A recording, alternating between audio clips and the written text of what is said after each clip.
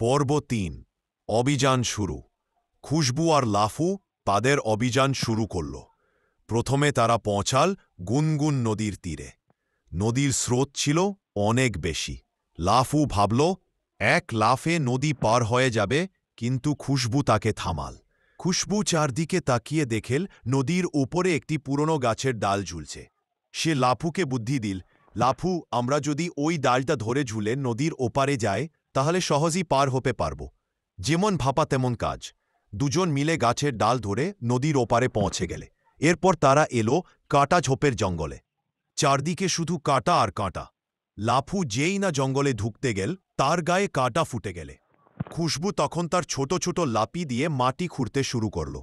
সে বলল, আমরা যদি মাটির নিচ দিয়ে একটা সুড়ঙ্গ তৈরি করি তাহলে কাটা ঝোপ পার হতে পারব। দুজন মিলে অনেক খেটে একটা সুড়ঙ্গ তৈরি করে ফেলল এবং কাটা ঝোপের জঙ্গল পার হয়ে গেলে।